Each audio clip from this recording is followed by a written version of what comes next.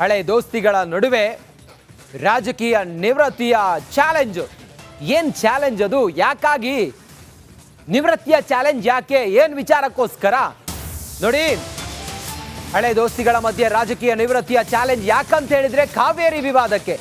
ಕಾವೇರಿ ವಿವಾದವನ್ನ ಬಗೆಹರಿಸಿದ್ರೆ ಎಲೆಕ್ಷನ್ಗೆ ನಾನು ನಿಲ್ಲೋದಿಲ್ಲ. ಕುಮಾರಸ್ವಾಮಿಗೆ ಓಪನ್ ಆಗಿ ಸವಾಲು ಹಾಕಿದ್ದು ಮತ್ಯಾರೂ ಅಲ್ಲ, ಚಲುವರಾಯ ಸ್ವಾಮಿ. ಮಾನ್ಯ ಕೃಷಿ ಮಂತ್ರಿಗಳು ನೇರ ಸವಾಲು ಹಾಕಿದ್ದಾರೆ. ರಾಜ್ಯವೇ ಸಂಪೂರ್ಣ ಕಾವೇರಿ ನೀರನ್ನ ಬಳಸುವಂತಾಗಲಿ, ಕೇಂದ್ರದ ಜೊತೆಯಲ್ಲಿ ಚರ್ಚೆ ಮಾಡಿ ಸಮಸ್ಯೆಗೆ ಮುಕ್ತಿಯನ್ನ ನೀವು ಕಾಣಿಸಿದ್ರೆ, ಮುಕ್ತಿಯನ್ನ ಕೊಟ್ರೆ ನಾನು ನಿವೃತ್ತಿಯನ್ನ ಪಡಿತೀನಿ ಅಂತೇಳಿ ಚಲುವರಾಯ ಸ್ವಾಮಿ ಚಾಲೆಂಜ್ ಮಾಡಿದ್ದಾರೆ. HD ಕುಮಾರಸ್ವಾಮಿ ಅವರಿಗೆ ಸವಾಲು ಹಾಕಿದ್ದಾರೆ ಸಚಿವ ಚಲುವರಾಯ ಸ್ವಾಮಿ.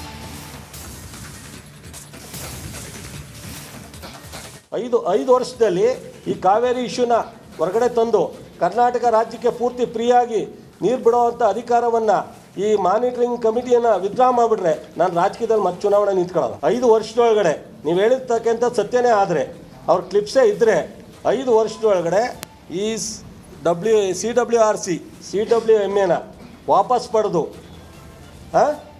ಸಂಪೂರ್ಣವಾಗಿ ಕರ್ನಾಟಕ ರಾಜ್ಯದ ನೀರನ್ನು ಉಪಯೋಗಿಸ್ಕೊಳ್ಳಿಕ್ಕೆ ಕರ್ನಾಟಕ ರಾಜ್ಯದ ಸರ್ಕಾರಗಳಿಗೆ ಅಧಿಕಾರವನ್ನು ವಹಿಸಲಾಗಿದೆ ಅನ್ನೋ ತೀರ್ಮಾನವನ್ನು ಕೇಂದ್ರ ಸರ್ಕಾರ ಮಧ್ಯಸ್ಥಿಕೆ ವಹಿಸಿ ತೀರ್ಮಾನ ಮಾಡದೇ ಆದರೆ ಮುಂದಿನ ಚುನಾವಣೆಯಲ್ಲಿ ನಾನು ಕ್ಯಾಂಡಿಡೇಟ್ ಆಗಲ್ಲ.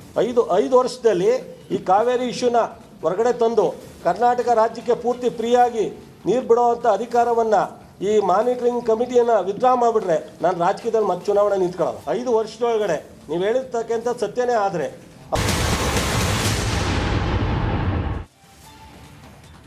ವಿರಾಮದ ಬಳಿಕ ಪಕ್ಕಾ ಪಾಲಿಟಿಕ್ಸ್ಗೆ ಮತ್ತೆ ಸ್ವಾಗತ. ರಾಜಕೀಯ ರಗಳೆ, ದಿನಕ್ಕೊಂದು ರಗಳೆ. ಇವತ್ತಿನ ಪಕ್ಕಾ ಪಾಲಿಟಿಕ್ಸ್ನ ರಾಜಕೀಯ ರಗಳೆಯಲ್ಲಿ ಕಾಂಗ್ರೆಸ್ಗೆ ವಾಲ್ಮೀಕಿ ನಿಗಮವಾದರೆ ಬಿಜೆಪಿ ಮೇಲೆ ಸರ್ಕಾರ ಗುಮ್ಮ ಬಿಡ್ತಿದೆಯಂತೆ. ಅದೇನು ಗುಮ್ಮ ಹಾಗಾದರೆ? ಬಿಜೆಪಿಯ ಬಾಯಿ ಮುಚ್ಚಿಸೋದಕ್ಕೆ ಕಾಂಗ್ರೆಸ್ನ ನಾಯಕರು ಗುಮ್ಮ ಬಿಟ್ಟಿದ್ದಾರಂತ. ಅದೇನು ಗುಮ್ಮ? ಅದೆಂಥ ಗುಮ್ಮ? ಹಾಗಾದರೆ ನೀವೇ ನೋಡಿ ಈ ವರದಿಯಲ್ಲಿ.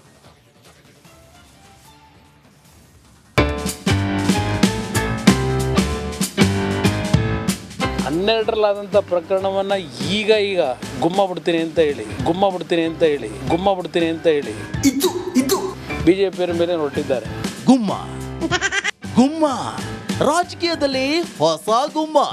ಈ ಗುಮ್ಮ ಬಂದ್ರೆ ಬಿಜೆಪಿ ಬೆಚ್ಚಿ ಬೀಳುತ್ತಂತಮ್ಮ. ಹೀಗಂತ ಸರ್ಕಾರದ ವಿರುದ್ಧ ಕೇಂದ್ರ ಸಚಿವ HD ಕುಮಾರಸ್ವಾಮಿ ದೂಷಿಸಿದ್ರು. 12ರಲ್ಲಾದಂಥ ಪ್ರಕರಣವನ್ನು ಈಗ ಗುಮ್ಮ ಬಿಡ್ತೀನಿ ಅಂತ ಹೇಳಿ ವಾಲ್ಮೀಕಿ ನಿಗಮ ಹಗರಣಕ್ಕೆ ಕಾಂಗ್ರೆಸ್ ಕಕ್ಕಾಬಿಕ್ಕಿಯಾಗಿದೆ. ಅದರಿಂದ ಬಚಾವಾಗೋಕೆ 2012ರ ಅಕ್ರಮಗಳ ಬಗ್ಗೆ ಮಾತನಾಡ್ತಾರೆ. ಹಾಗಾದ್ರೆ ಇಷ್ಟು ದಿನ ಏನ್ ಮಾಡ್ತಿದ್ರು, ಎಲ್ಲಿ ಹೋಗಿದ್ರು ಸ್ವಾಮಿ ಅಂತ ಕುಮಾರಸ್ವಾಮಿ ಪ್ರಶ್ನೆ ಮಾಡಿದ್ರು. 2010, 2011, 12ರಲ್ಲಾಗಿರ್ತಕ್ಕಂಥ ಪ್ರಕರಣಗಳ ಬಗ್ಗೆನೂ ಚರ್ಚೆ ಮಾಡಿದ್ದಾರೆ. 2013ಕ್ಕೆ ಇವರೇ ಮುಖ್ಯಮಂತ್ರಿ ಇದ್ದರು. 12ರಲ್ಲಾದಂಥ ಪ್ರಕರಣವನ್ನು ಈಗ ಗುಮ್ಮ ಬಿಡ್ತೀನಿ ಅಂತ ಹೇಳಿ ಬಿಜೆಪಿಯವರ ಮೇಲೆ ಹೊರಟಿದ್ದಾರೆ. 5 ವರ್ಷ ಅಧಿಕಾರದಲ್ಲಿದ್ದಾಗ ಏನು ಮಾಡಿದ್ರು?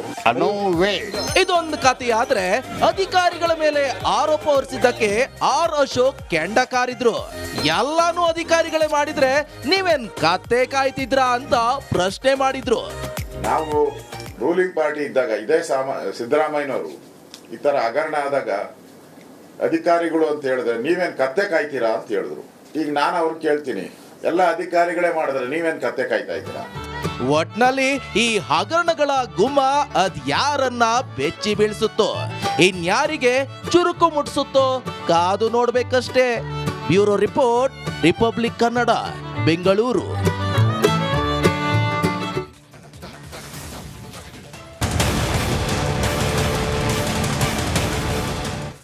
ಪಕ್ಕಾ ಪಾಲಿಟಿಕ್ಸ್ನಲ್ಲಿ ಲೋಕಲ್ ಮಾತು ಏನು ಅಂತ ಹೇಳಿದ್ರೆ, ಚನ್ನಪಟ್ಟಣದ ಬೈ ಎಲೆಕ್ಷನ್ ಇದೆಯಲ್ಲ, ಇದನ್ನ ಬಹಳ ಪ್ರತಿಷ್ಠೆಯಾಗಿ ತೆಗೆದುಕೊಂಡಂಗೆ ಕಾಣಿಸ್ತಾ ಇದೆ ಮಾನ್ಯ DCM DK ಶಿವಕುಮಾರ್ ಅವರು.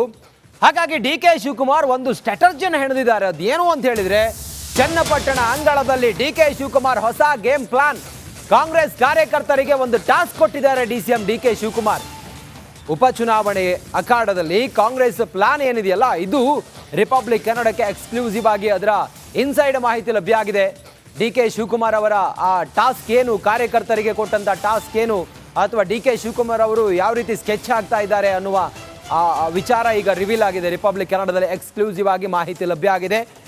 ಚನ್ನಪಟ್ಟಣದ ಬೈ ಎಲೆಕ್ಷನ್, ಆ ಬೈ ಎಲೆಕ್ಷನ್ ಅಲ್ಲಿ ಹೇಗಾದ್ರೂ ಮಾಡಿ ಗೆಲ್ಲಬೇಕು, ಕುಮಾರಸ್ವಾಮಿ ಅವರ ಭದ್ರಕೋಟೆ, JDSನ ಭದ್ರಕೋಟೆಯಲ್ಲಿ ಕಾಂಗ್ರೆಸ್ನ ಗೆಲುವಿನ ಪತಾಕೆಯನ್ನು ಹಾರಿಸಬೇಕು ಅಂತೇಳಿ ಹೊರಟಿರುವಂಥ ಡಿ ಕೆ ಶಿವಕುಮಾರ್ ಕಾರ್ಯಕರ್ತರಿಗೆ ಒಂದು ಟಾಸ್ಕ್ ಕೊಟ್ಟಿದ್ದಾರೆ. ಆ ಟಾಸ್ಕ್ ಏನು ಅನ್ನೋದು ರಿಪಬ್ಲಿಕ್ ಕನ್ನಡಕ್ಕೆ ಈಗ ಎಕ್ಸ್ಕ್ಲೂಸಿವ್ ಆಗಿ ಮಾಹಿತಿ ಲಭ್ಯವಾಗಿದೆ.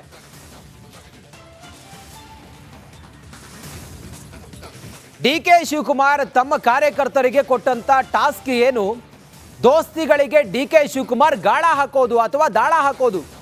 ಚನ್ನಪಟ್ಟಣ ಅಖಾಡಕ್ಕೆ ಇಳಿದ ಡಿ ಕೆ ಶಿವಕುಮಾರ್ ಉಪಚುನಾವಣೆಗೆ ಸದ್ದಿಲ್ಲದೆ ಡಿ ಕೆ ಶಿವಕುಮಾರ್ ತಯಾರಿಯನ್ನು ಶುರು ಮಾಡಿಕೊಂಡು ಆಗಿದೆ. ಕಾಂಗ್ರೆಸ್ ಕಾರ್ಯಕರ್ತರಿಗೆ ಡಿ ಕೆ ಶಿವಕುಮಾರ್ ಈ ನಿಟ್ಟಿನಲ್ಲಿ ಒಂದು ಟಾಸ್ಕ್ ಕೊಟ್ಟಿದ್ದಾರೆ. ನೋಡಿ, ಗೆಲ್ಲೇಬೇಕು ಚನ್ನಪಟ್ಟಣವನ್ನ, ಹಾಗಾಗಿ ಕಾರ್ಯಕರ್ತರಿಗೆ DKಶಿ ಟಾಸ್ಕ್ ಕೊಟ್ಟಿದ್ದಾರೆ. ಬಿಜೆಪಿ ಮತ್ತೆ JDS ಕಾರ್ಯಕರ್ತರ ಶಿಕಾರಿಗೆ ಡಿ ಕೆ ಶಿವಕುಮಾರ್ ಸೂಚನೆ ಕೊಟ್ಟಿದ್ದಾರೆ. ಹೇಳಿ ಕೇಳಿ ಚನ್ನಪಟ್ಟಣ JDSನ ಭದ್ರಕೋಟೆ, ಅಲ್ಲಿ ಕಾಂಗ್ರೆಸ್ ಗೆಲ್ಲೋದು ಅಂತ ಹೇಳಿದ್ರೆ ಅಷ್ಟು ಈಸಿ ಇಲ್ಲ. ಹಾಗಾಗಿ ಅಲ್ಲಿ ದೋಸ್ತಿ ನಾಯಕರು ಯಾರಿದ್ದಾರೆ, ಅಲ್ಲಿ ದೋಸ್ತಿ ನಾಯಕರನ್ನ ತಮ್ಮ ಪಕ್ಷಕ್ಕೆ ಕರ್ಕೊಂಡು ಬಂದ್ರೆ ಅಲ್ಲಿ ತಮ್ಮ ವೋಟ್ ಗಟ್ಟಿ ಮಾಡ್ಕೊಳ್ಬಹುದು ಅಥವಾ ಆ ವೋಟ್ಗಳನ್ನ ತಮ್ಮತ್ತ ಸೆಳಿಬಹುದು ಅನ್ನೋ ಲೆಕ್ಕಾಚಾರ ಡಿ ಕೆ ಶಿವಕುಮಾರ್ ಅವ್ರದ್ದು. ಕಾಂಗ್ರೆಸ್ ನೂತನ ಕಾರ್ಯಕರ್ತರಿಗೆ ಟಾಸ್ಕ್ ಅನ್ನ ಡಿ ಕೆ ಶಿವಕುಮಾರ್ ಅವರು ನೀಡಿದ್ದಾರೆ. ಮೈತ್ರಿ ನಾಯಕರ ಒಳ ಜಗಳದ ಲಾಭವನ್ನ ಪಡೆಯೋದಕ್ಕೆ ಡಿ ಕೆ ಶಿವಕುಮಾರ್ ಪ್ಲಾನ್ ಮಾಡಿದ್ದಾರೆ. ಬಿಜೆಪಿ ಮತ್ತೆ JDS ಮೈತ್ರಿಯನ್ನ ಒಗ್ಗಿಕೊಳ್ಳೋದು ಚನ್ನಪಟ್ಟಣದಲ್ಲಿ ಬಹಳ ಕಷ್ಟ ಅನ್ನೋದಿತ್ತು. ಆದರೆ ಅಲ್ಲೊಂದು ಇಲ್ಲೊಂದು ಕಡೆಗಳಲ್ಲಿ ನೋಡ್ತಾ ಇದ್ರೆ ಬಹುತೇಕ ಕಡೆಗಳಲ್ಲಿ ಸಕ್ಸಸ್ ಕೂಡ ಆಗಿತ್ತು. ಅದರ ರಿಸಲ್ಟೇ ಮಾನ್ಯ ಗ್ರಾಮಾಂತರದ ಗೆಲುವು, ಮಾನ್ಯ ಡಾಕ್ಟರ್ ಗೆಲುವು. ಹೀಗೆಲ್ಲ ಇರುವಾಗ ಡಾಕ್ಟರ್ ಮಂಜುನಾಥ್ ಅವರು ಗೆಲುವು. ಹೀಗೆಲ್ಲ ಇರುವಾಗ ಇದರ ಹೊರತಾಗಿಯೂ ಕೂಡ ಅಲ್ಲಿ ಅಸಮಾಧಾನ ಅಥವಾ ಮೈತ್ರಿಯ ನಡುವಿನ ಗೊಂದಲವನ್ನು ಎನ್ಕ್ಯಾಶ್ ಮಾಡ್ಕೊಳ್ಳೋದಕ್ಕೆ ಡಿ ಕೆ ಶಿವಕುಮಾರ್ ಅವರು ಕಾರ್ಯಕರ್ತರಿಗೆ ಟಾಸ್ಕ್ ಕೊಟ್ಟಿದ್ದಾರೆ. ಒಬ್ಬೊಬ್ಬ ನಾಯಕರು ಕನಿಷ್ಠ 10 ಜನರನ್ನ ತಮ್ಮ ಪಕ್ಷಕ್ಕೆ ಕರ್ಕೊಂಡು ಬರಬೇಕು, ಶಿಕಾರಿ ಆಡಬೇಕು ಅನ್ನೋ ಟಾಸ್ಕ್ ಕೊಟ್ಟಿದ್ದಾರೆ. ಚನ್ನಪಟ್ಟಣ ಕೈವಶಕ್ಕೆ ಡಿ ಕೆ ಶಿವಕುಮಾರ್ ಅವರು ಮಾಸ್ಟರ್ ಪ್ಲಾನ್ ಮಾಡಿದ್ದಾರೆ. ಅದರ ಭಾಗವಾಗಿಯೇ ಡಿ ಕೆ ಶಿವಕುಮಾರ್ ಅವರು ಒಬ್ಬೊಬ್ಬ ಕಾರ್ಯಕರ್ತನಿಗೆ 10 ಜನರನ್ನ ಕರೆದುಕೊಂಡು ನಮ್ಮ ಪಕ್ಷಕ್ಕೆ ಕರ್ಕೊಂಡು ಬರಬೇಕು ಅನ್ನೋದು, ದೋಸ್ತಿ ನಾಯಕರನ್ನ JDS ಮತ್ತೆ ಬಿಜೆಪಿಯ ನಾಯಕರುಗಳನ್ನ ತಮ್ಮ ಪಕ್ಷಕ್ಕೆ ಕರ್ಕೊಂಡು ಬರಬೇಕು ಅನ್ನುವ ಟಾಸ್ಕ್ ಅನ್ನು ಕೊಟ್ಟಿದ್ದಾರೆ. ಇದೆಷ್ಟು ಸಕ್ಸಸ್ ಆಗುತ್ತೆ, ಅದು ಚನ್ನಪಟ್ಟಣದಲ್ಲಿ DKಶಿ ಅವರ ಸ್ಟ್ರಾಟರ್ಜಿ ಎಷ್ಟು ವರ್ಕೌಟ್ ಆಗುತ್ತೆ, ಅದು ಡಿ ಕೆ ಶಿವಕುಮಾರ್ ಅವರ ಸ್ಟ್ರಾಟರ್ಜಿ ವರ್ಕೌಟ್ ಆಗಿ ಕಾಂಗ್ರೆಸ್ ಅಲ್ಲಿ ಗೆಲ್ಲುತ್ತಾ, JDS ಭದ್ರಕೋಟೆಯನ್ನು ಛಿದ್ರ ಮಾಡುತ್ತಾ ಅನ್ನೋದು ಈಗಿರುವಂಥ ಯಕ್ಷ ಪ್ರಶ್ನೆ.